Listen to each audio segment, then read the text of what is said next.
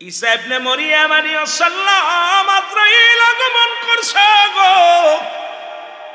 ঈসা নবীর মার কাছে আজরাইল এসে সালাম দেয়, আসসালামু আলাইকুম। ঈসা নবীর মা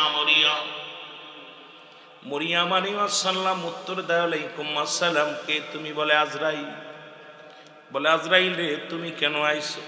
বলে মরিয়ম রে, আমি আজরাইল প্রত্যেকটা মানুষের কাছে জীবনে একবার আসি। আরে আর তোমার যাবার সময় হয়ে গেছে রে মরিয়ম, এই জন্য তোমার কাছে আমি আসি। মরিয়ম আলাইহিস সালাম ডাকতে বলে আজরাইল,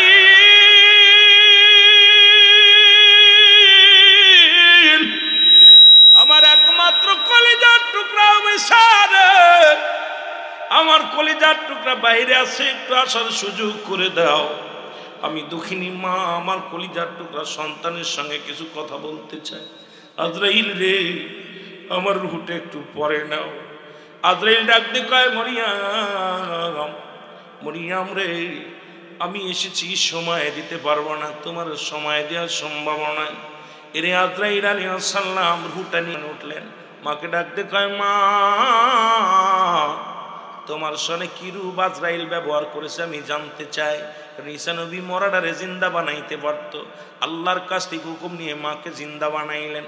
এবার মাকে ডাকতে বলে, মা গো, আজরাইল আলাইহিস সালাম আপনার সনে কি রূপ ব্যবহার করেছে আমি জানতে চাই। মরিয়ম আলাইহিস সালাম ডাকতে বলে, বাবা ঈসা রে,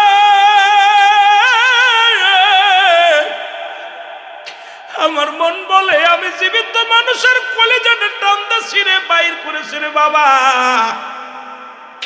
আমার গায়ের চামড়া গুলো মনে হলো জিন্দা মানুষের চামড়া গুলো ছিঁড়ে নিয়ে গেছে। বাবারে, আমি অনেক কষ্ট পেয়েছি, অনেক যন্ত্রণা পেয়েছি। আমার আল্লাহ ডাকতে কয় আজরাইল, তাড়াতাড়ি যাও, তাড়াতাড়ি যাও, তুমি ঈসা নবীরে জানাও। আজরাইল আলাইহিস সালাম ঈসা নবীর কাছে হাজির। জিবরিল আমিন আসিয়া সালাম দাও, আসসালামু আলাইকুম নবী গো।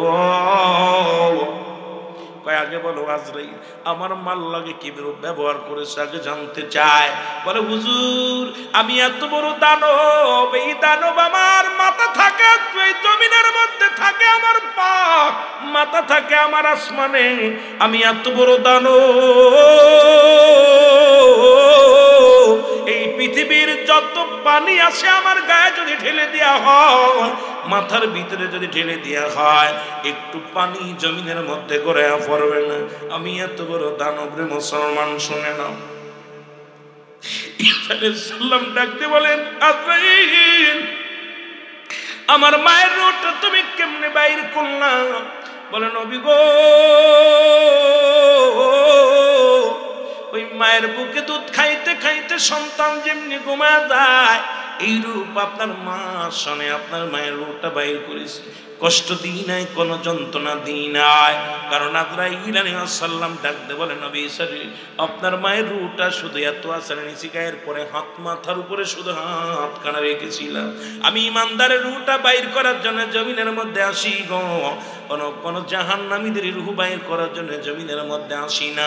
ওই আসমান থেকে এমন একটা হুক্কার মারি গো, তার কলিজাটা বাইর হয়ে যায় নাক মুখ ধরে। আবার বাবারা খেয়াল করবেন আলোচনাটা। 2 নম্বর বিপদ হলো কবর। কবর বলতে বোঝায় মানুষের মৃত্যুর পর থেকে শুরু করে কিয়ামত পর্যন্ত জগৎটাকে বলা হয় কবরের জগৎ। ও মুসলমান শুনে নাও, কবরে কোনো সকাল আর বিকেল নাই, রাত আর দিন নাই। কবরে মুসলমান যারা গেছে গো, অনেকে চিন্তা করো মানুষ মারা গেছে বিষ খাইয়া, ওদের মনে হয় মুসলমান কাদেরকে, যাদেরকে ভাঙ্গর কুমিরে খাইলো, যারা আগুনে পুড়ে মারা গেল, যাদেরকে বাঘ বল্লুকে খাইলো, তাদের কবর কোথায়? কবর বলতে বোঝায় মানুষের মৃত্যুর পর থেকে শুরু করে কিয়ামত পর্যন্ত জগৎটাকে বলা হয় কবরের জগৎ। জোরে বলেন ঠিক কিনা? আমার মরণ আসিবে কখন কেউ তো জানি না, আমার এ আমি চলে যাব, আমায় তোমরা ভুইলা যাইও না। আমি চলে যাব না, আমার মরণ আসিবে কখন কেউ তো জানি না, আমার মরণ টাকা পয়সা দালান কোটা যাহা করেছি সব কিছু ফেলাইয়া আজি একাই চলেছি রে আমি সব কিছু ফেলাইয়া আজি একাই চলেছি আমি যাবার কালে ভেবে দেখি আমার কেহ নাই আমি যাবার কালে ভেবে দেখি নাই আমার মরণ এ দুনিয়ার মুসলমান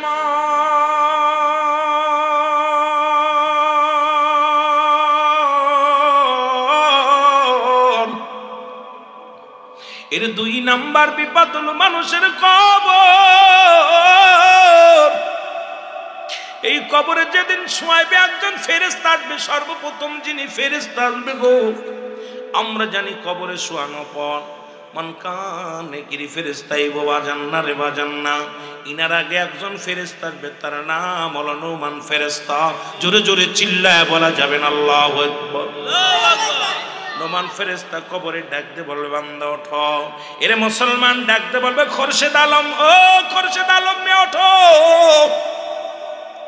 বান্দারে উঠায় বলবে বান্দা তোমার রূহটা দিয়েছিল রব্বে কারীম, রূহটা বাইর করেছে আজরাইল আলাইহিস সালাম।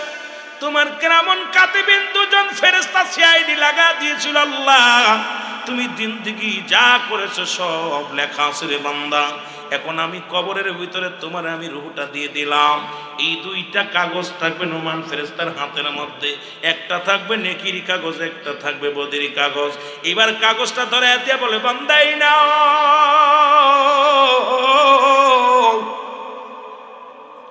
এই মুসলমান শুনে নাও, খোরশেদ আলম সাহেবই নাও, তুমি 50 বছর 60 বছরের জিন্দেগি তুমি কি করেছো? কত রাকাত নামাজ পড়েছো, রোজা রাখছো, হজ করেছো, যাকাত দিছো। এই নাও আমলখানা নাও। আমলখানা হাতের মধ্যে নিয়া বড় খুশি হয়ে যাবে। বলে বান্দা খুশি হয়ে যাবে, বলবে ফেরেশতারা রে আরে আমার জিন্দেগি এত আমল করেছি দেখে বড় আনন্দ পেয়ে যাবে। বলবে এটা লিখে দাও। মুসলমান শোনো, ওই কবরের ভিতরে কোনো টিপসই চলবে না। কবরের ভিতরে যার আমল নামা তার লেখা লাগবে। ওরে মুসলমান কেরামন কাতিবিন যা লেখে রাখছে গো, এই আমল নামাটা যার আমল নামা তার লেখা লাগবে গো। ডাকতে বলবে খোরশেদ আলম, ডাকতে বলবে আল্লাহর ফেরেশতা শোনো, আমারে তুমি লিখতে বলো, আমার কাছে তো কোনো কলম নাই রে। ফেরেশতা ডাকতে বলবে বান্দা আল্লাহর বান্দা শোনো,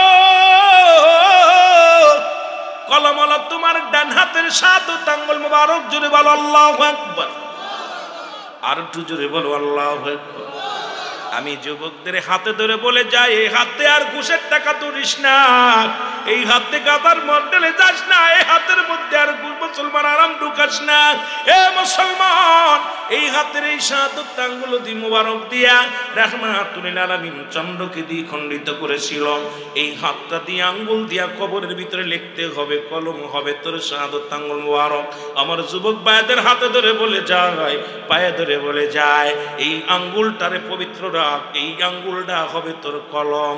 কলমের যদি পেন পড়ে যায়, কলমের যদি পড়ে যায় রে মুসলমান, কলম যদি নষ্ট হয়ে যায় লেখা সম্ভব নয়, কলমটারে প্রস্তুতি রাখ। ও মুসলমান 2 নাম্বার ডাকতে বলবে বান্দা, ডাকতে বলে বান্দা তুমি লিখে দাও, লিখে দাও। কয় বান্দা আমি কলম পাইলাম, কলম পাইলাম, কালি নাই। বলবে বান্দা কালি হলো তোমার মুখের থুতু মুবারক। আমি আপনাদের পায়ে ধরে বলে যায় মুসলমান শুনে নাও। এর মুসলমান গোপীনাথপুর উত্তর পূর্ব পাড়ার ভাইদের আমি বলে যাই, এখনো সময় আছে রে মুসলমান। এই কলম হলো, কালি হলো তোমার মুখের থুতু মুবারক। ও মুসলমান, এই মুখটা দিয়ে গাদাই টান দিস না, এই মুখ দিয়ে গালি দিস না, এই মুখ দিয়ে কাউকে গালি দিস না, মুখ দিয়ে কাউরে কষ্ট দিস না, মুখের মধ্যে ইয়াবা দিস না, মুখের মধ্যে মদ দিস না রে বাবা। তোদের পায়ে ধরে বলে যায় মুখের মধ্যে আর বিড়ি সিগারেট দিস না। এই মুখটারে পবিত্র রাখ, পবিত্র রাখ। মায়ের গর্ভে যখন ছিলি 10 মাস 10 দিন, আমার আল্লাহ রাব্বুল আলামিন মায়ের নবীর সঙ্গে তোর নবীটা জুড়ে দিছে গো। এই মুখ দিয়ে আল্লাহর জিকির করবি, এই মুখ দিয়ে কোরআন পড়বি, এই মুখ দিয়ে নবীর দুরূদ পড়বি, এই মুখ দিয়ে আব্বা মারে ডাকবি, এই মুখ দিয়া আল্লাহ পাক না পাক পানি খাওয়াই নাই, ওই কুরক্ত নাবির সঙ্গে নাবিটা জোড়ায়া দিছে। আর আজকে সেই দুনিয়ার মধ্যে আইয়া এই মুখের মধ্যে কেমনে গাদায় টান মারিস, মধ্যে টান মারিস, কেমনে তুই আবার টান মারিস রে যুবক। তোদের পায়ে ধরে বলে যায়, ও যুবক আজকের মাহফিল থেকে তওবা কর। আল্লাহ আজকে থেকে আমরা মুখের মধ্যে আর গাঁজা দিব না, মুখের মধ্যে আর বিড়ি দিব না, মুখের ভিতরে আর সিগারেট দিব না। আল্লাহ হিন্দুরা মারা গেলে 7 কুল্লি দিয়া দেয় মুখে আগুন, আর আমার মুসলমান দিনের ভিতরে 20টা 25টা আগুন ধরাইয়া এই মুখের মধ্যে যখন টান মারে আল্লাহ বড় কষ্ট পায় রে যুবক। আর হিন্দুরা মরলে দেয় আগুন, আর মুসলমান মরার আগেই দেয় আগুন। এই আগুন তো কবরে তো আগুন পাওয়া যাবে, মুসলমান বিড়ি পাওয়া যাবে না। আমি আল্লাহর রাস্তে আপনাদের পায়ে ধরে বলে যায়, একটা ওয়াজে বসে আজকে প্রতিজ্ঞা করেন আর মাদক সেবন করব না। যে ঘরে মাদক ঢুকেছে সেই ঘরের সংসারের ভিতরে অশান্তি ঢুকে গেছে, যে ঘরে মাদক ঢুকছে স্বামী স্ত্রী মহব্বত নাই, যে ঘরে মাদক ঢুকছে ভাই ভাই মিল নাই, যে ঘরে মাদক ঢুকছে বাবা সন্তানের ভিতরে সম্পর্ক ভালো নাই, যে ফ্যামিলির মধ্যে মাদক ঢুকেছে সেই ফ্যামিলি শেষ হয়ে গেছে। আমি হাতে ধরে বলে যাই, আমি দূরের মানুষ, মুসাফির মানুষ গো, সারাদিন পরে আসছি সেই মাগুরা থেকে, এত জ্যামের মধ্যে এত কষ্ট করে তোদের মাঝে আসছি রে বাজার। আজ থেকে তওবা করার, জীবনে মুখের মধ্যে হারাম ঢুকাবো না। কে কে রাজি আছো একটু হাত দুখানে তুলে দেখাও মাওলারে, জোরে জোরে চিল্লায় বলো আল্লাহু আকবার।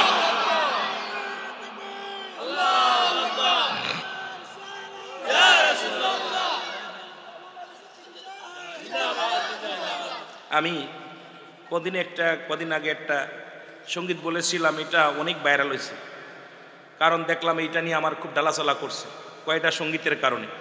একটা বলছিলাম, কবরেতে আগুন পাবি বিড়ি পাবি না, খারে জম্মের খাওয়া যত খাবি খা, কবরেতে আগুন পাবি বিড়ি পাবি না, ফেরেশতারা খায় না ঘুষ, থাকিবে না তোর যে হুশ, মুগুর মারিবে ধরে গর্জন মারিবে ধরে, রক্ষা পাবি না, কবরেতে আগুন পাবি বিড়ি পাবি না।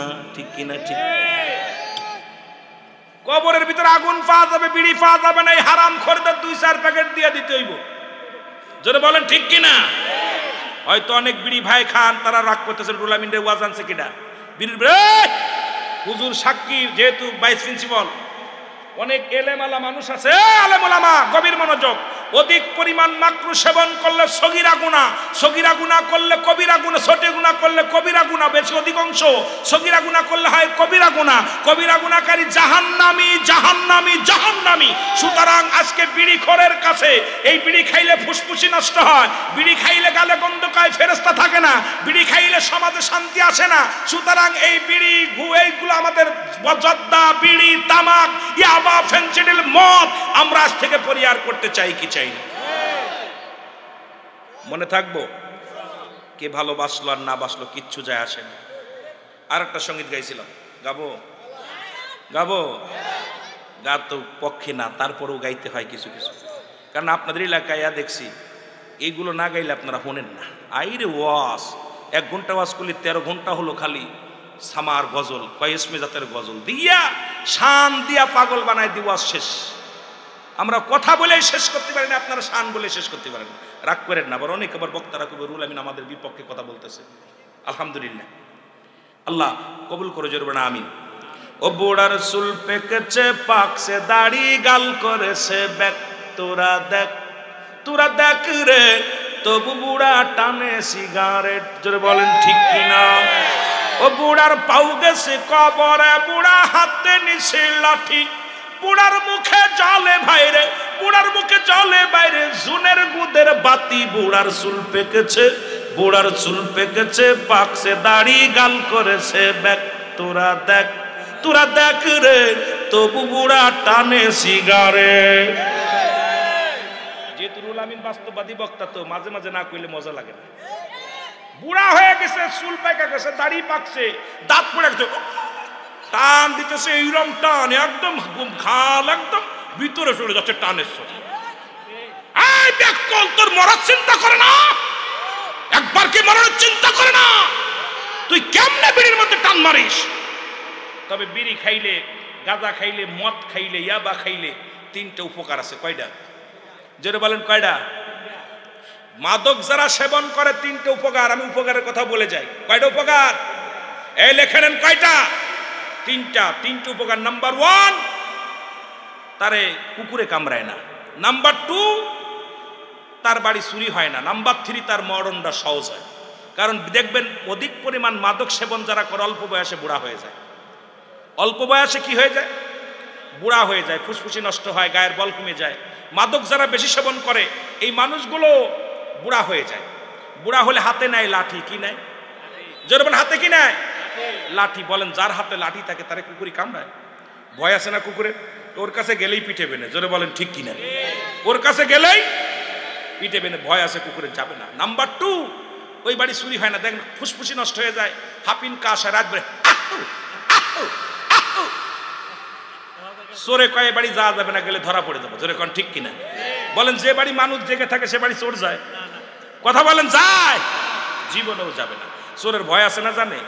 কোন যে ভারী যত সোনা দানা যাই থাক, যে বাড়ি মানুষ জেগে থাকে চোর জীবনও সে বাড়ি যায় না। ও জেগে থাকে কখন ঘুমাবে, আর সারা রাত বেড়ে ওর ঘুম হবে না। এইবার তৃতীয় নাম্বার মরণ সহজ হয়। গলায় কাজ বেঁধে গেছে, ফুসফুসি নষ্ট হয়ে গেছে, বুকে চাপ দিছে, এক কাশে মারা গেছে। এরপরেও যদি আপনারা বিড়ি, সিগারেট, ইয়াবা, ফেনসিডিল, মদ ছাড়তে না পারেন, এটা আপনাদের দোয়া, আপনাদের ব্যর্থতা। আমি রব্বে কারিমের কাছে বলতে পারবো, আল্লাহ আমি এই মাদকের বিরুদ্ধে ওয়াজ করেছিলাম, যুব সমাজ ফেরে নাই, আল্লাহ তুমি ওদের দেখো। আর যারা ফেরবে আল্লাহর কাছে নালিশ দিয়ে দেব, আল্লাহ এই সমস্ত মানুষদেরকে আল হাসান হুসাইনের সঙ্গে জান্নাত দিও। জোরে বলেন ঠিক কিনা? মানা না মানা আপনার ব্যাপার। হেদায়েতের মালিক কোনো মৌলবী না, হেদায়েতের মালিক কোনো পীর সাহেব না, হেদায়েতের মালিক নবীজি না। যারা বলে নবীজি হেদায়েতের মালিক, ওরাও বাটফার। নবী যদি হেদায়েতের মালিক হতো, আবু জেহেলের কপালে কালেমা জুটতো। আমার দেশে আমির সাহেব হেদায়েতের মালিক, আমার দেশে কিছু ল্যাংটা পীর, ভণ্ড পীর আছে, তারাও কা হেদায়েতের মালিক। আমি সব পীরকে বলবো না, কিছু ল্যাংটা পীরের কারণে আপনাদের বিবারিয়ায় মেলা আছে, এগুলো নামাজ 6টা কালেমা পারে না, সূরা কিরাত ঠিক মতো নাই, পীর সাহেব সেজে বসে আছে। যারা বলেন ঠিক কিনা? এই বন্ডগুলোর জন্য আজকে হক্কানি ওলি আল্লাহদের সুনাম নষ্ট হয়েছে। যারা বলেন ঠিক কিনা? আরো যারা বলেন ঠিক কিনা? ওরে পীর পীর পীর কারে কয়, এটা বুঝাইতে গেলে বিপদ। 9টা গুণের একটা গুণ যার ভিতরে থাকবে না, সে কামেল পীর না, সে নাকেস পীর। আর ওই নাকেস পীর মানুষকে জাহান্নামে নিয়ে যাবে। ভণ্ডরাও কিরামতি দেখাইতে পারে, কারণ ভণ্ডরা নামাজ পড়ে না, আগুনের পর দিয়ে আগুনের হাত দিলে পড়বে না, আগুন বাতাসে উড়ে বেড়াবে এই ভণ্ড, কিন্তু নামাজ তারা পড়বে না। এটা ভণ্ড ভণ্ড ভণ্ড। নামাজ আর নামাজ একমাত্র কাফের এবং মুসলমানদের মধ্যে পার্থক্য। মুসলমান নামাজ ধরে, কাফেররা নামাজ ছাড়ে। জোরে বলেন ঠিক কিনা? অসংখ্য ভণ্ডরা আছে, কথা বলেন ঠিক কিনা? এদের কারণে অনেকেই চিন্তা করে, মাপকাঠি বোঝে না, তো মাপকাঠি না বোঝার কারণে এখন এই যায় আক্রমণ করে। কিন্তু আমি ভাই বলি, আগে মাপকাঠি জোগাড় করেন। এইটা মাপকাঠি যখন আপনি লেখাপড়া শিখবেন, শরিয়াত, তরিকত, হাকিকত, মারিফাত, এলমে হুজুরি, এলমে হুসুলি, শরিয়াত তরিকতের বিদ্যা অর্জন করার পর তার সৌপের জ্ঞান যখন আপনার ভিতরে আসবে, তখনই আপনি বুঝতে পারবেন কোনটা হক কোনটা বাতিল। আর এটা অর্জন করতে হলে সময় লাগবে। ওই খালি প্রাইমারিতে বিদ্যা অর্জন করে, হাই স্কুলের বিদ্যা আর প্রাইমারি বিদ্যা এক না, হক ঠিক আছে। ওই আপনার ওই দেখেন 39টা হরফ, বাংলা 39টা, ইংরেজি 26টা, আর 29টা হলো আরবি হরফ। এই হরফগুলো কিন্তু ক্লাস 1-এও পড়া হয়, 2-তেও পড়া হয়, 3-তে বিশ্ববিদ্যালয়, ভার্সিটি সবগুলো ডিগ্রি নিতে গেলে যাওয়া যায়। কিন্তু হক ঠিকই, তাকে পড়ার ধারণ বদলে যায়। জোরে বলেন ঠিক কিনা? এই জন্য আমি বলবো বিদ্যা অর্জন করতে, আমি বলবো বিদ্যা অর্জন করতে। বিদ্যা অর্জন করে যখন ময়দানে নামবেন, দেখবেন আলোচনা আপনার কাছে সব দিবালয় ক্লিয়ার হয়ে যাবে, কোনটা হক কোনটা বাতিল। কিন্তু আপনি ওই হক্কর যদি এখন ছোটবেলা আমরা পড়েছি সরে আম, এখন ক্লাস 2তে পড়া যদি সারে কয় বান করাম, গায়ে আম পড়ে সরে আম, ওরে কি 2তে রাখবো না 1-এ ভর্তি করবো? কথা কয় না কেন? কইসেও নেব আমার সরে ময়াকার র আ, আমরা এখন একবার কইছি আমার, আর কইতেছি আ ম র। ক্লাস 1-এর ছাত্র, কিন্তু পড়ার ধারণ বদলে গেছে। তীর মাথা কাটে আর ফুটা কাটে আর ফুটা দেয়। আর ওদিকে এ মুসলমান, গভীর মনোযোগ। আর ওই আমাদের বাংলা ভাষা এত কঠিন, যেটা বললে পরে আপনি আশ্চর্য হয়ে যাবেন। আমরা বাংলা ভাষায় কথাই বলতে পারি না। বাংলা এত সহজ না, বাংলা এত সহজ না। সবচেয়ে পৃথিবীর সবচেয়ে সহজ ভাষা হলো ইংরেজি। আমরা ইংরেজি ভাষায় বুঝি না। এই জন্য অ্যারিস্টটল, সক্রেটিস বই লেখাবার বলছে নো দাইসেল, নিজেকে নিজে চিনতে হবে। মানার ফান্নফস, নিজের নফসকে চিনতে হবে। কলবু সালিম, আত্মাকে পরিশুদ্ধ করতে হবে, অন্যকে নয়। আর অ্যারিস্টটল, সক্রেটিস যার বই না পড়ে বিদ্যা অর্জন করতে পারেন নাই, উনি বলছে নিজকে নিজে চেনো। কি বলছে? নো দাইসেল, নিজেকে নিজে চেনো। এত সহজ না, পৃথিবীটা খুব কঠিন। আমার ভাইয়েরা, আমার বন্ধুরা, আমার গভীর মনোযোগ। ওয়াজ কি চলবো না? ছেড়ে দিন। আর 10 মিনিট, 12:30 ছাড়বো ইনশাল্লাহ। সারা রাত? হ্যাঁ, মৌলানা সাহেবুদ্দিন সারা রাতের পক্ষে রায় দেয়। বিপদ না, এরা আপনি নাই উঠবেন, এরা নামাজ পড়বো। আসসালাতু খায়রুম মিনান নাওম, ঘুম থেকে নামাজ উত্তম। কিন্তু ওই সময় কবে আমার গুরুল আমিনে দিকায় পাম্পটি দিয়া মানুষকে খুব রাখছিলি, এখন এইগুলো নামাজ পড়ে না, দায় কে নেবে? বুঝে দিতে হইবে। এমনি আজকে আরো বিপদে পড়ে, এমনি রাস্তা ভাঙ্গা, তারপরে আপনার আইসা এমন একটা জ্যামের ভিতর পড়লাম। এত বড় একটা আপনার ওই শিয়াইয়া, ওই কুমিল্লার ওই পাশে না, দাউদ কান্দিতে একটা মনে হয় আজকে মনে হয় কিয়ামত নামছে। গাউসিয়া, ওই যে মদনপুর, এইটারে কি রে কয়, ঢাকার মধ্যে মদনপুর তো ওইটুকু আসতে 3 ঘন্টা লাগছে, একটা গাড়ি নড়ে না। আমি কই এটা কিরা রইল রে, আজকে মাহফিল হইতো না। আমার সহকারীরা করছে যে মাহফিল বাদ দিতে, ওগুলো বলে যাইতে পারতাম না। কইছে ভাই দোয়া করেন, আল্লাহর নফল নামাজ পড়েন, নফল নামাজ পড়েন আর দুরূদ শরীফ পড়েন, দেখবেন 11টার আগেই চলে যাবেন। দেখলাম আমার সেই তোর ইমান শক্ত, সুবহানাল্লাহ বলেন। আমি দুর্বল হয়ে গেছি ইমান, যে দেখো তো দূরে দেরি হয়ে গেলে মানুষ কষ্ট পাবে, মানুষ কষ্ট পাবে। ও কয় ভাই আপনি ইমান দুর্বল করেন কেন? আল্লাহ আপনাকে নিবে। হ্যাঁ, সব কিছুর মালিক কে? আল্লাহ। এগুলো আমাদের খেয়াল রাখতে হবে। মুসলমান, গভীর মনোযোগ। বান্দা বলবে আমি কলম পাইলাম, কালি পাইলাম, লাগবো কেমনে? আমার কাছে কোনো কাগজ নাই। বলে বান্দা 3 টুকরা কাফনের কাপড় দেওয়া হয়, এই 1 টুকরা কাফনের কাপড় গা থেকে টানতে খুলে নিবে। বলবে বান্দাই নাও, এটা তোমার কাগজ। মিনিটের মধ্যে, সেকেন্ডের মধ্যে লেখা হয়ে যাবে। লেখা কমপ্লিট, বান্দার হাত থেকে ছিনিয়ে নিবে। এবার ডাক দিয়ে বলবে খোরশেদ আলম সাহেব শোনো, এই নাও আর একটা কাগজ নাও। ডাক দিয়ে বলবে হাজি খোকন মিয়া শোনো, এই নাও। উনি হাতের মধ্যে নিয়ে দেখবে রে কত রাকাত নামাজ কাজা দিছি, কত জায়গা সিনেমার হলে ছবি দেখেছি, কত জায়গা বেগানা নারী নিয়ে ঘুরেছি, কত জায়গা অন্যায় করেছি, কত জায়গা গান বাজনা করেছি, কত গালাগালি করেছি, কত মদের প্যান্ডেলে বসেছি। বান্দা যখন দেখবে, দেখার সঙ্গে সঙ্গে চোখের পানিগুলো দরদর করে ছিঁড়ে দিয়ে বলবো ও ফেরেশতা রে, আমি এগুলো করি নাই, জীবনে এগুলো করি নাই। ডাকতে বলবে ফেরেশতা রে, আমি অন্যায় করি নাই, অন্যায় করি নাই। ফেরেশতা বলবে সঙ্গে সঙ্গে ওই মুসলমান সঙ্গে ভিডিও ফ্ল্যাশগুলো টান দেবে, টান দিয়া বলবে কত মিনিট, কত সেকেন্ড, কত মাস, কোন বছর, কত তারিখ, সব কিছু সামনে হাজির হয়ে যাবে। আমার আল্লাহর বান্দারা শোনো, এবার পালানোর কোনো জায়গা থাকবে না। বান্দা মাথা নত করে দিবে। ফেরেশতা বল বান্দা লেখো, বলে আমি লিখতে পারবো না, আমি পারবো না, আমার পাপটা লিখতে পারবো না। ডান দিক থেকে মাটি চাপ দিবে রে, ডান দিকের হাড্ডিগুলো বাম দিকে চলে যাবে, বাম দিক থেকে চাপ দিবে, বাম দিকের হাড্ডিগুলো ডান দিকে চলে আসবে। দুনিয়ার মুসলমান শোনো,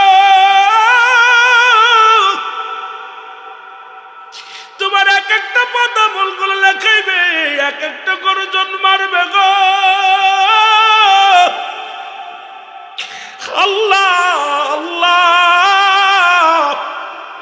ওই কবর কবরবাসীর চিৎকার যদি দুনিয়ার মানুষ শুনতো, এই দুনিয়ার মানুষগুলো হাঁটপেল করে মারা যেত। কবরে যদি কবরে বিচার হয়, কবরে শাস্তি হয়, কবরে আযাব হয়, যদি প্রমাণ না নিতে পর্যন্ত প্রমাণ চান, আগামী কাল যে আপনার আব্বার কবরের পাশে একটা গরু বানবেন, মার কবরের পাশে একটা ছাগল বানবেন, বেঁধে সুন্দর খাবার দিবেন, খাবার দিয়া ভালো করে রশিটা বেঁধে রাখবেন, একটু আড়ালে যে দাঁড়াবেন, দেখবেন গরুটা রশি ছিঁড়াছিঁড়ি করবে, ওই গরুটা দর করে পানি ছেড়ে দিবে চোখ দিয়ে, আর টালুমালু তাকাবে আর চারিদিকে তাকাবে। কারণ কবরে আযাব একমাত্র মানুষ আর দানব বুঝতে পারে না, পৃথিবীর সব প্রাণী আল্লাহ পাক তাদের বুঝতে দেয়। কিন্তু বাবারে, আমার বাবারা, এমন আব্বা মা যাদের কবরে শুয়ে আছে, আল্লাহ আজকের এই মাহফিলের খাতিরে আমাদের আব্বা মার কবরে আযাবগুলো তুমি মাফ করে দিও, জোরে বলেন আমিন। কবরে আযাব হয়, বিশ্বাস যদি না হয়, আগামী কাল আপনি পরীক্ষা করবেন।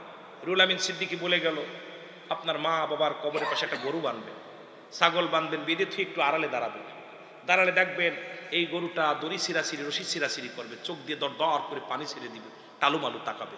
একমাত্র মানুষ এবং দানব এই দুটিকে কবরে আযাব বুঝতে দেয় না আল্লাহ। কবরে এইরকম আপনাকে আঘাতের পর আঘাত করে আপনার লেখা কমপ্লিট হয়ে যাবে। তখন বান্দা ফেরেশতা বলবে, হনুমান ফেরেশতা বলবে, গুড বাই, বিদায়। একটু পরেই তোমার কবরে আসবে মনকার নেকি, তোমার সল জবের জন্য, তোমার হিসাব, তুমি জান্নাত না জাহান্নামী ফয়সালা দিব উনি আয়া তোমার আমল নামা দেখা।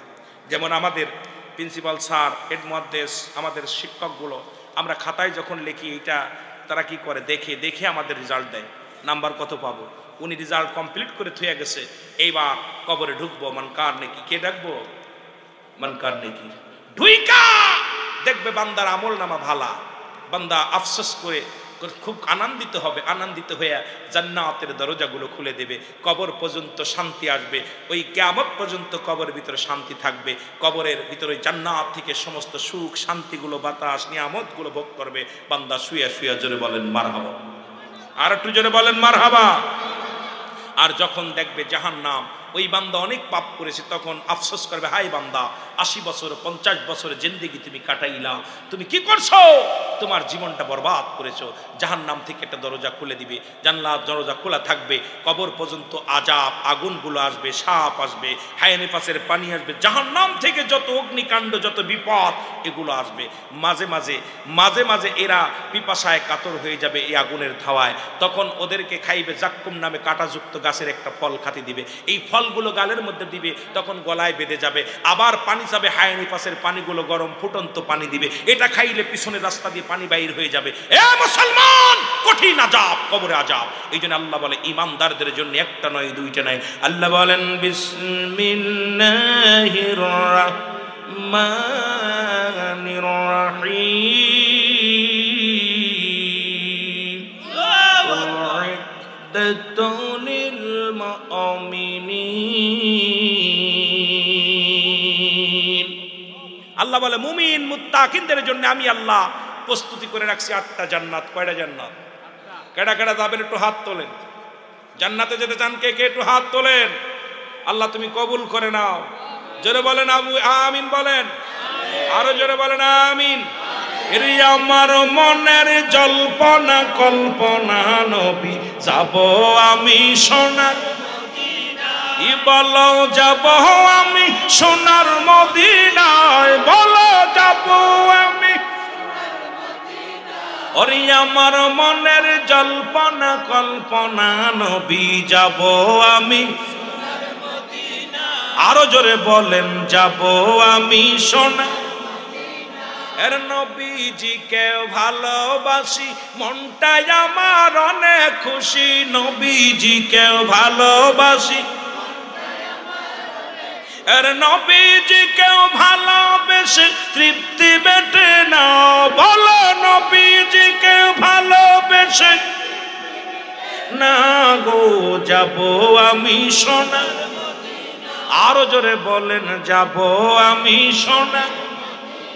ইরে আমার মনের জল্পনা কল্পনা, নবী যাব আমি সোনার মদিনায়, আরে নবীর প্রেমে এত জাদু ডাকিলে মনে হয় মধু নবীর প্রেমে এত জাদু আরে এই মধু কোথাও মেলে না বলো এই মধু কোথাও মেলে না না গো যাব আমি সোনার মদিনায় বলো যাব আমি সোনার মদিনায় বলো যাব আমি সোনার মদিনায় এরি আমার মনের জল্পনা কল্পনা নবী যাব আমি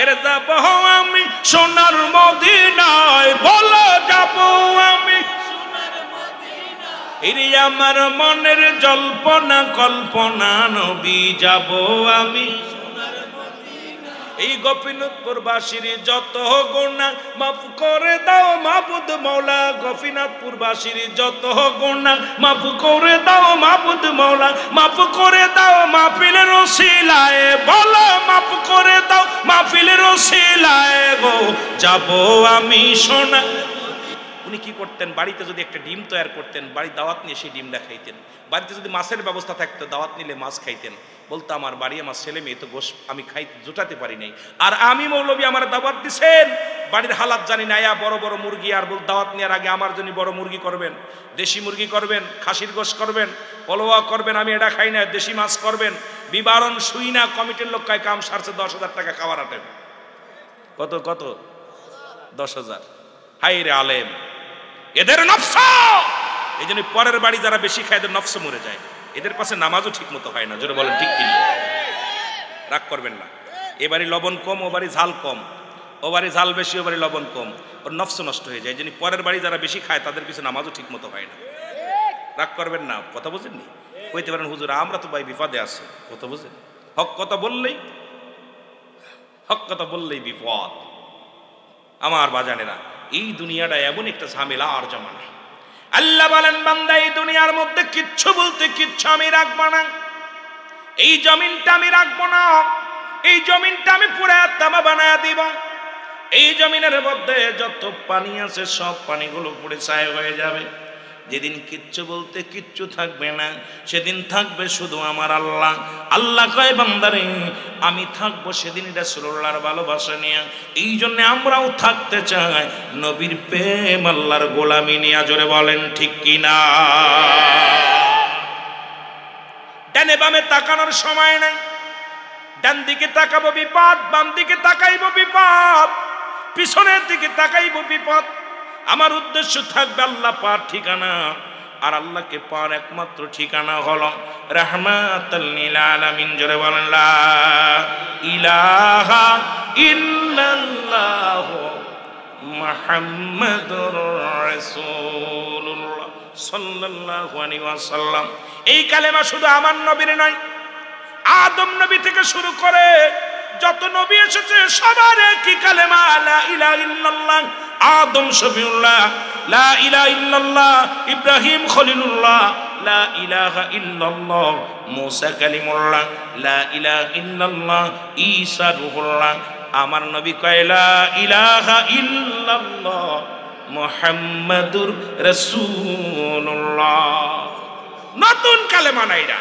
আদম থেকে শুরু করে হযরত আদম আলাইহিস সালাম থেকে শুরু করে আদম বলছে আল্লাহ ছাড়া কোনো মাবুদ নাই আল্লাহ পার ঠিকানা আমি আদম সুবহানাল্লাহ বলেন না রাসূল বলছে আল্লাহ ছাড়া কোনো মাবুদ নাই আদম আলাইহিস সালাম যা বলেছে আমার নবীও তাই বলেছে আল্লাহ পার ঠিকানা আমি নবী রাহমাতুল লিল আলামিন যারা দেবদেবী পূজা করে যারা প্রতিমার পূজা করে যারা দুনিয়ার মধ্যে আল্লাহ ব্যতীত অন্যকে পূজা করে যারা মাজার পূজারি করে কবর পূজারি করে আজকে আমার সমাজে অসংখ্য মানুষ আছে চন্দ্র পূজারি গাছ পূজারি পীর পূজারি এখন আল্লাহর বাদ দিয়া দ্বিতীয় ভগবান বানায় অসংখ্য মানুষগুলো পূজারি হয়ে গেছে আমার আল্লাহ ডাকতে পড়েন বিসমিল্লাহির রাহমানির রাহিম কুল হুয়াল্লাহু আহাদ আল্লাহু সামাদ লাম ইয়ালিদ ওয়া লাম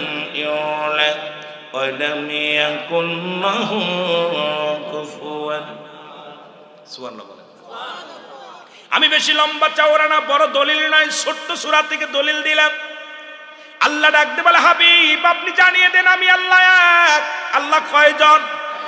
জোরে চিল্লায় বলেন কয়জন?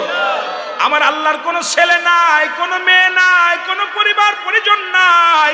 আল্লাহ ডাক দেখো, আল্লাহ ডাক দেখো, হাবিব রে আপনি জানায়া দেন আমি আল্লাহ এক। আমি কাউকে জন্ম দিই নাই, কারো থেকে জন্ম নিই নাই। সুতরাং দ্বিতীয় ডান বামে তাকানোর কোনো সময় নাই, ওই চন্দ্র পূজা করার সময় নাই। চন্দ্র মুসলমান, তোমরা কি প্রতিমা পূজা করার সময় নাই। অসংখ্য মানুষ আমরা এত পরিমাণ পূজা করি। হিন্দুরা করে কয়েকটা দেবতার পূজা, আর মুসলমান তার চাইতে বেশি পূজারি হয়ে গেছে। জোরে বলেন ঠিক কিনা? হিন্দুরা কয়টা দেবতার পূজা করে, মুসলমানরা যেভাবে পূজা শুরু করেছে। আল্লাহ বলেন, হাবিব আপনি জানায়া দেন আসমান জমিনের মধ্যে, আসমান জমিনের মধ্যে আমার সমকক্ষ সমতুল্য আর কেউ নাই। সারা পৃথিবী আমার মুখাফেকি, আমি কারোর মুখাফেকি নয়। ঘোষণা কার? জোরে বলেন কার? আমার আল্লাহ আমার দিকে তাকায় থাকে না, আমি তাকায় থাকি আল্লাহর দিকে। কে থাকে? জোরে বলেন আমরা না, আমার আল্লাহ। আরে আমরা মুখাফেকি না, আল্লাহ মুখাফেকি। জোর কথা বোঝেন না, আমার কথা বোঝেন নাই? সারা পৃথিবীর সমস্ত মাখলুকাত গুলো আল্লাহর মুখাফেকি, আল্লাহ কারোর মুখাফেকি নয়। সুতরাং সবাই রুজু হয় ওদিকে। জোরে বলেন ঠিক কিনা? আর এই কালেমার দাওয়াত দেয়া যখন রাসূল আকরাম সাল্লাল্লাহু আলাইহি সাল্লাম শুরু করলেন, ও যুবক দিলের কান্ডা লাগা শুনে নাও, আমি মরণের দিকে যাব। হঠাৎ করে একটু পিছনের দিকে চলে আসি। আমার নবীজি যখন এই কালেমার দাওয়াত দেয়া শুরু করলেন, তৎকালীন জামানার মধ্যে একজন বিশ্ববাটপার, বিশ্বগুন্ডা, নাম হলো অলিদ। নাম কি নাম? অলিদ। উনি কি করলেন? উনি একটা নকল খোদা বানাইলেন, পুতুল বানাইলেন, স্বর্ণ দিয়ে একটা পুতুল বানাইলেন। বানাইয়া পুতুলের পূজা শুরু করে দিল, মূর্তি দ্বারে বানায়া। এর সোনার পুতুল বানায়া প্রতিদিন পায়ের মধ্যে সিজদা লুটাইয়া দিতে লাগলো। প্রতিদিন ডাক দিয়ে কয়, ভগবান এ ভগবান তুই আমার বলে দে, আমার সত্যের ঠিকানা বলে দে। একদিন গভীর রাত্রে অলিদের ভগবানের মধ্যে থেকে আওয়াজ আসে, অলিদ। অলিদ লাভ দিয়ে উঠছে, বারে ভগবান আমারে ডাকছে, ভগবান ডাকছে, আল্লাহ ডাকছে। এ মুসলমান শোনো, দিলের কান্ডা লাগা শোনো। তোমরা যতই মনে করো মুসলিমেরা কোনোদিন মুসলমানের বন্ধু হতে পারে না। যদিও তুমি চলতে চাও, কোনোদিন তোমার আপন ভাবতে পারে না। আজকে যারা আমরা মিথ্যে তালে তাল মিলায়া চিন্তা করছি, মনে হয় চললেই ভালো। না না, কোনোদিন মুসলিমদের, মুসলমানদের মুসলিমেরা ভালোবাসতে পারে না। তার প্রমাণ নবীজির কাছে যায়, নবীরে সালাম দিছে, আসসালামু আলাইকা। আলেম ওলামা আছে, নবীরে সালাম দিয়ে তোর মৃত্যু হোক। নবী কইছে আলাইকা। কার মুসলমান শোনো, সব সময় রাসূলের মৃত্যু কামনা করেছে, ইসলামের ক্ষতি সাধন করে তারা, কোনোদিন ইসলামের মঙ্গল চায় না। আমরা এই গরু খা মুসলমান বুঝতে পারি না, মনে করি ও কালেমা পড়ছে, ও মনে হয় আমার চাইতে ভালো মানুষ, ও আমার সালাম দিছে, ও মনে হয় ভালো মানুষ।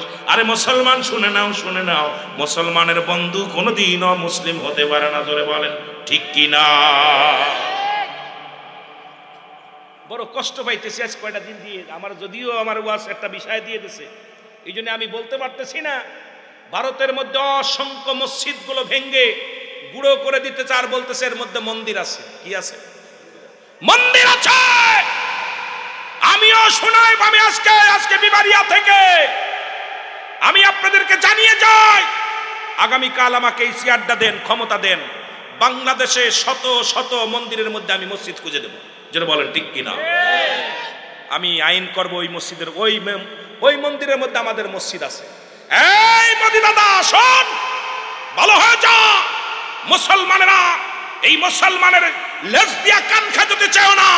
মুসলিম জাতি যখন সবল দিবে, দুলি সাত হয়ে যাবে। যারা বলেন ঠিক কিনা?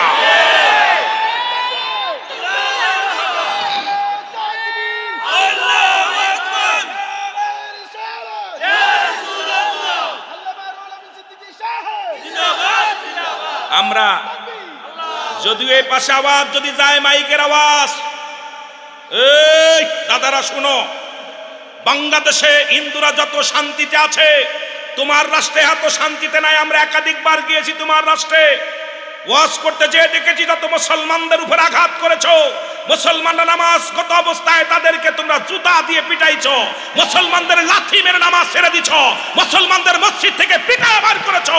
আমার দেশের কোন হিন্দুকে আমরা নির্যাতন করি না, জোরে বলেন ঠিক কিনা? তোমরা যা শুরু করেছো, মুসলমান বীরের জাতি মরতে রাজি কিন্তু ভাঙতে রাজি। আপনার কি মসজিদে জাতি রাজি নয়, ভাঙতে রাজি, জোরে বলেন ঠিক কিনা? বড় কষ্ট হয় আমার ভিতরে, খুব যন্ত্রণা, কারণ আমরা তো থাকি ওই একদম বর্ডার গার্ডে, আমিও মাগুরা থাকি। হাই ভাই, অসংখ্য মসজিদ আক্রমণ করতেছে, এটার ভিতরে মন্দির ছিল, পাস করতেছে উপর থেকে, আর মসজিদে যেভাবে মুসলমানদেরকে নির্যাতন করা হচ্ছে, আর আমার দেশের মুসলমান যাইয়া ওদের মন্দির পাহারা দিচ্ছে। কিসের মুসলমান তুই? এক মুনাফিক মুসলমান। তুই কিসের মুসলমান? তুই তাদের 10 হাত মূর্তি পাহারা দিস। রাসূল আসছে মূর্তি ভাঙার জন্য। রাহমাতুল লিল আলামিন যেদিন এসেছিল, ওই দিন কাবার মধ্যে ওই মূর্তিগুলো বলেছিল, আব্দুল মুতালিব যখন ওই কাবার সামনে দিয়ে যেতেছিল, দেখে মূর্তিগুলো মাথা নত হয়ে গেছে, তখন আব্দুল মুতালিব বলেছিল, এই মূর্তি, গতকালকেও দেখেছিলাম তোর মাথা উঁচু, আজকে অবস্থা কেন? বলতেছে, আব্দুল মুতালিব তুমি খবর রাখো না, আমাকে এখান থেকে সাফ করার জন্য, বিতাড়িত করার জন্য দুনিয়ার মধ্যে আল্লাহ রাব্বুল আলামিন রাহমাতুল লিল আলামিনকে পাঠিয়ে দিয়েছে, জোরে বলেন। আর আমরা মুসলমান মন্দির পাহারা দিই। আমার দেশের মুসলমানদের নির্যাতন করা হয় আর আমরা তাদের পাহারা দিই। ঘটনা কি ভাই? কথাগুলো যেহেতু আমি রুহুল আমিন সিদ্দিকী বাস্তববাদী বক্তা, বাস্তবকে নিয়ে বেশি আলোচনা করি, দুঃখ লাগে, এই জন্য মাঝে মাঝে কিছু বলি, আল্লাহর কাছে জবাব দিতে পারবো না, ইমান চোর। এই জন্য আল্লাহ কামিনান নাস, মানুষের মধ্যে মায়া করলো, তারা বলবে আমান্না তার ইমান আছে বিল্লাহি, আল্লাহর প্রতি অবিল আখিরি, আখিরাতের প্রতি বিশ্বাস স্থাপন করছে, মা কুম বিমুমিনিন। আল্লাহ কয়, হাবিব, ওই মানুষের মধ্যে চোর বাটপার আছে, গুন্ডা আছে, বদমাইশ আছে, লুচ্চা আছে, জোরে বলেন ঠিক কিনা? এরা রাসূলের কদমে যেত, বলতো আমরা ইমানদার, আমরা মুত্তাকিন, আমরা মুমিন। নো, তারা মুমিন নয়, তারা মুত্তাকিন নয়, তারা ধোঁকাবাজ, জোরে বলেন ঠিক কিনা? এরকম আপনাদের পাশে লাগবে অসংখ্য মুনাফিক লেগে যাবে। সাবধান, সাবধান সুন্নি ভাইরা, সাবধান। এই সুন্নি জামাত নষ্ট করার জন্য অসংখ্য মানুষ উঠে পড়ে লেগেছে। আপনাদেরকে অনুরোধ করব, এই ঐক্য যেন বন্ধ না হয়, নষ্ট না হয়, জোরে বলেন ঠিক কিনা? আমার ভাইরা, কষ্ট হয় মাঝে মাঝে, আপনাদের কষ্ট লাগা উচিত, কষ্ট লাগা উচিত। তবে ওই সূরা তাওবার মধ্যে 6 নম্বর আয়াত, ওরা আমার দলিল দিতেছে, দলিল আমরাও দেখছি। এই মৌলবী, 6 নম্বর আয়াত আল্লাহ বলে, হাবিব, আপনার কদমের মধ্যে যদি কোনো অমুসলিম যায়, সর্বপ্রথম তাদেরকে সাহায্য করেন। যদি তারা নিরাপত্তা চায়, নিরাপত্তা দেন। তারা যদি সাহায্য চায়, সাহায্য দেন। নিরাপদ স্থানে পৌঁছে দিতে পৌঁছায় দাও। আমরাও পড়েছি, তোমরাও শুনে রাখো, বাংলাদেশে কোনো অমুসলিম মুসলমানের হাতে নির্যাতন হয় না, কিন্তু আমার অন্য সারা বিশ্বে তোমরা অমুসলিমেরা মুসলমানদের নির্যাতন করো, জোরে বলেন ঠিক কিনা? আমরা কোরআন মানি, ঠিক কিনা? আমরা কোরআন মানি। আহা, গরু খাওয়ার জন্যে, গরু জবাইয়ের জন্যে, গরু গোবিন্দ যেমন বুরহানুদ্দিনের কলিজার টুকরা জবাই করেছিল, কিন্তু আমরা ওদের খিঞ্জির খাওয়ার জন্য কারো কি জবাই করছি? কথা কই না কেন? গরু গোবিন্দ যখন গরু গোবিন্দ বুরহানুদ্দিনের ছেলে, আপনারা এখন তো বই পুস্তকে নাই এগুলো, এখন আসছে হলো বানর থেকে কেমনে মানুষ হলো। বদমাইশগুলো শিক্ষা অঙ্গনটা শেষ করে দিছে। বদমাইশগুলো এমন জায়গা গেছে, বদমাইশগুলো এমন একটা স্থানে নিয়ে গেছে শিক্ষা অঙ্গন, আজকে তাদের হাতে অস্ত্র ধরিয়ে দিছে, ছাত্রদের হাতে। তাদের হাতে আজকে অস্ত্র, পিস্তল, তাদের হাতে ড্যাগার, যাদের হাতে থাকবে খাতার কলম, তাদের হাতে দিছি আমরা পিস্তল উঠায়, জোরে বলেন ঠিক কিনা? সমাজ শেষ, জাতি শেষ, এই জাতিকে বাঁচাবো কেমনে? আমার বাবারা, গরু গোবিন্দ কি করলো? বুরহানুদ্দিন তার সন্তানের আকিকা করার কারণে বুরহানুদ্দিনের কলিজার টুকরা সন্তানকে হাত থেকে কেড়ে নিয়ে জবাই করে দিয়েছিল। এ ভাই, আজকে ওরা যে আমাদের সামনে কত খিঞ্জির খায়, কত বাজারে আপনাদের পাশের বর্ডারেও খিঞ্জির। আমি এদিনে দেখলাম, চট্টগ্রামে গেলাম, ওই দিঘিনালার ওদিকে গেলাম, দেখলাম ওফেন বাজারে খিঞ্জির গোস্ত বিক্রি। ঢাকা শহরে এখন ওফেন খিঞ্জির জবর করে খাচ্ছে, কিন্তু আমরা তো কোনো প্রতিবাদ করি না, কারণ আমাদের ভিতর মানবতা আছে, আদর্শ আছে, রাসূলুল্লাহর প্রেম আছে। কারণ আমার রাসূল কাউকে আক্রমণ করেন নাই, কাউকে আঘাত করেন নাই, রাসূলের ভালোবাসা আমরা শিখেছি, এই জন্য আমরা তোমাদেরকে আক্রমণ করি না। তবে সাবধান করে দিই, মুসলমানদেরকে নির্যাতন করো না। গোটা বাংলাদেশ নয়, অল পৃথিবীর মুসলমানদের কষ্ট দিও না। মুসলমানের চোখের পানির দাম আছে, এই পানি যখন জমিনের মধ্যে পড়বে, আল্লাহর আরশ পর্যন্ত কেঁপে যায়, জোরে বলেন ঠিক কিনা? এটি মহব্বতের সঙ্গে দুরূদ শরীফ পড়েন আল্লাহুম্মা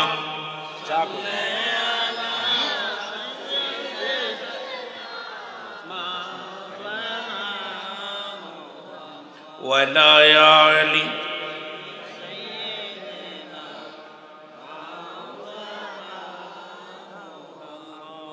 রে আজ না হয় কাল তুমি যাইবা কবরে যাবার বেলায় দেখবে চেয়ে গো তোমার ছবি রইল পড়ে যাবার বেলায় আর একটু জোরে বলেন যাবার বেলায় দেখবে চেয়ে গো তোমার ছবি রইল পড়ে যাবার